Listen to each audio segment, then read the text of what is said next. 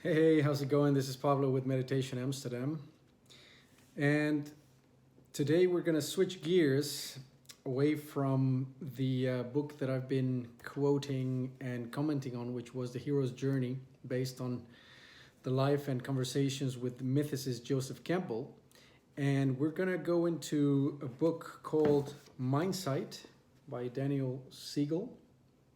And this book is, to me, one of those examples of literature that could only be possible in the last few years, because it is a combination of, or rather, it is a scientific explanation of neurology and how some Eastern practices such as mindfulness and meditation affect us on a personal level and on a neurological level.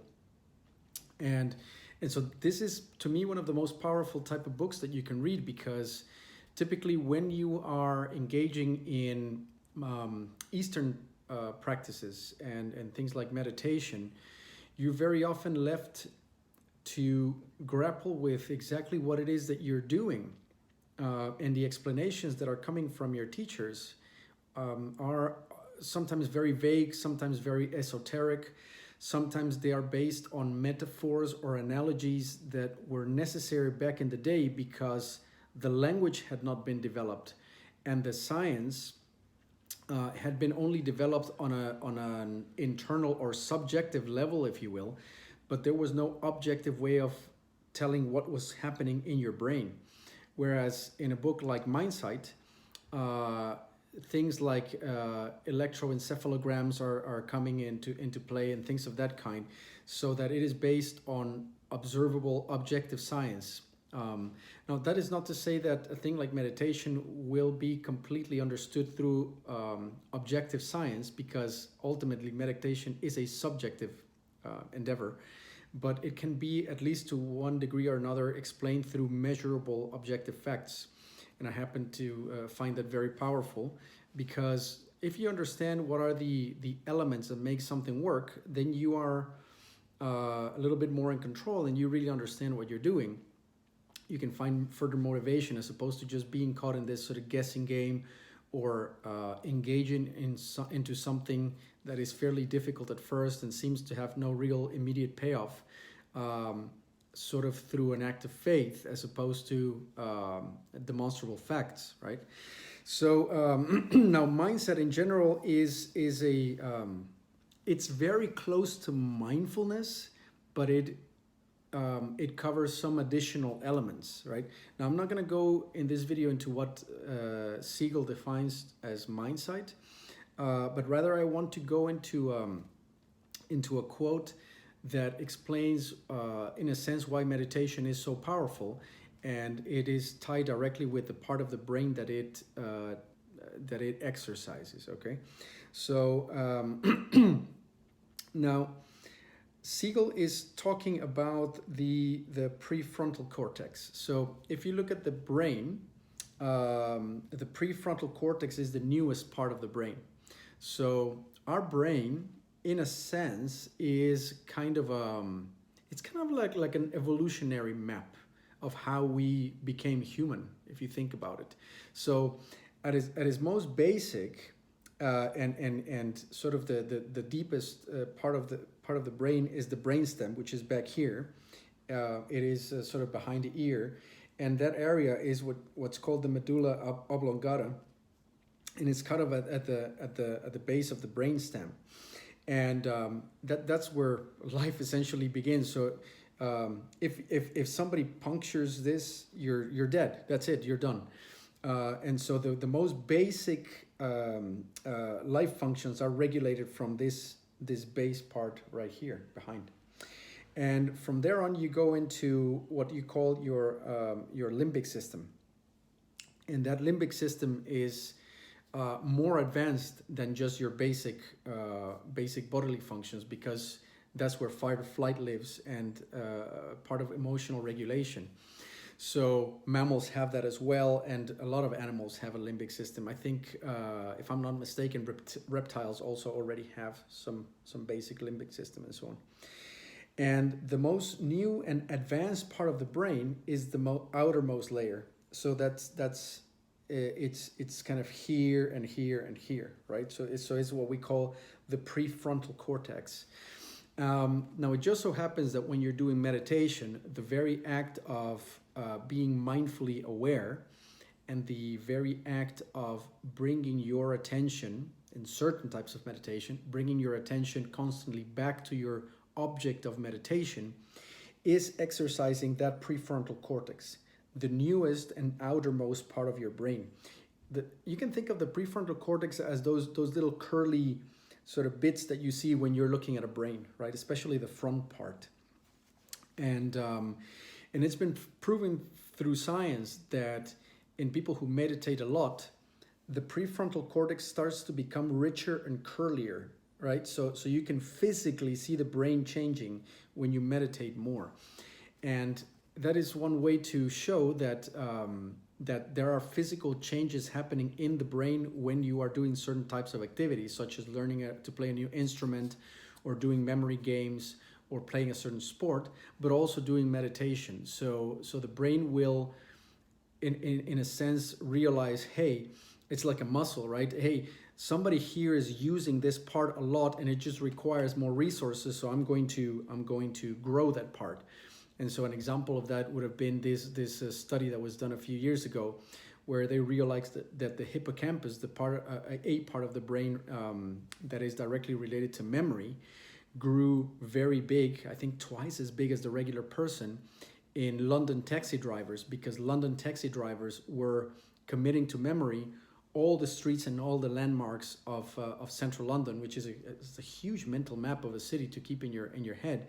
And so their brains had developed memory that was orders of magnitude more functional and bigger than the average person, but it also had a physical component to it. So it was twice the size. There were far more neurons, far more connections in that site.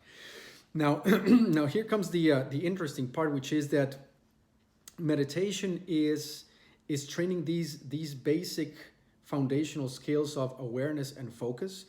And now, depending on the type of meditation that you do, you will be concentrating more on one or the other, or a combination of those two. But it is essentially growing sort of raw mind power on the prefrontal cortex of the brain. But what happens then is that the benefits that you experience from this raw exercise, this sort of basic exercise of perhaps noticing your body or focusing on your breath, is that then the prefrontal part of the brain grows and becomes stronger. And what happens is that a number of traits, personality traits and benefits start to show up, which they're kind of surprising, because you're like, well, I wasn't necessarily exercising to become good at this or to become more so-and-so, but it starts to happen.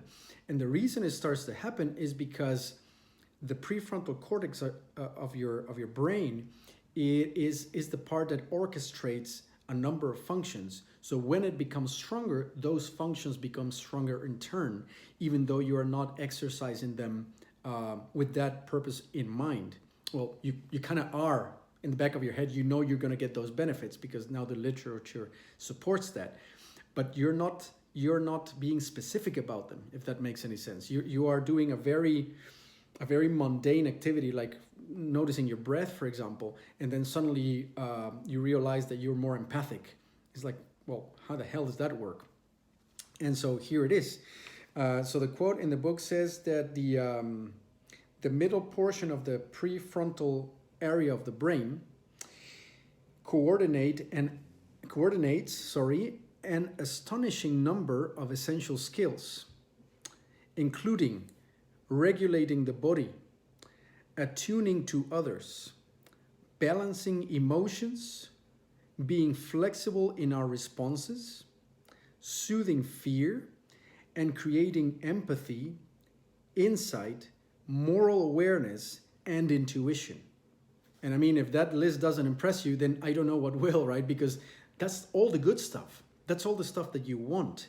And again, right, you could do specific exercises to exercise each of those, or to rather develop each of those. So moral awareness, for example, is like, well, I'm going to read books about morality, or I'm going to be very mindful about my moral awareness as I go through my day-to-day life.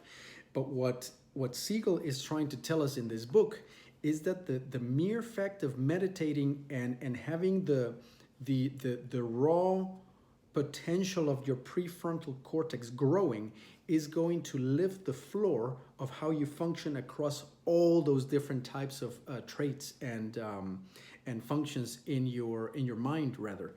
So I think that this makes a very strong case for beginning meditation, because all those things are going to be operating on a very good level for you the more you meditate, and that's something that you really want. I mean, that it in essence means that you are becoming a far more functional human being. So, well, I thought I would share that with you guys, again, in the spirit of these short clips that I've been doing for or about meditation. Again, today the flip away from Joseph Campbell's Hero's Journey was done towards Daniel Siegel, Mindsight. We're going to be quoting a lot of things around this book because it's a super interesting book. And as I said at the start of the clip, it is a very scientific-based book. Siegel is a therapist as well. So he takes neurology, he takes therapeutic insights and practices that he has done with many of his clients. And then he also mentions how to develop some of these things. There is one bit of criticism that I have about the book. I happen to find that Mindsight is kind of like a marketing type of word. I have to say, I don't think that he came up with anything new other than the word itself, and that he collected a number of things about mindfulness and meditation and mind-body practices and awareness in order to develop it. But where I think that his real contribution comes is the fact that he has been using these things actively in a clinical practice and getting amazing results about it, and the fact that he is underpinning his findings through neurology, which makes them super strong, of course. And there's another element that he uses, which I personally found very interesting, and it's kind of, it could easily get lost in the book, and that is that he defines mind from a kind of from a mathematical perspective. He defines it as a system, and we're probably going to be getting into that in one of these future videos. But for now, I wanted to touch upon the long and amazing, impressive list of things that the prefrontal cortex coordinates. I'm going to list them again just in case. It is, once again, essential skills such as regulation of the body, attuning to others, balancing emotions, being flexible in our responses, soothing fear, creating empathy, insight, moral awareness, and intuition. And all those things become better when we go into meditative practices, because they are regulated by the prefrontal cortex, which is what we're strengthening when we do meditation. So I hope you found that interesting and insightful, and I'll be back to share more knowledge with you in future videos. Talk to you soon.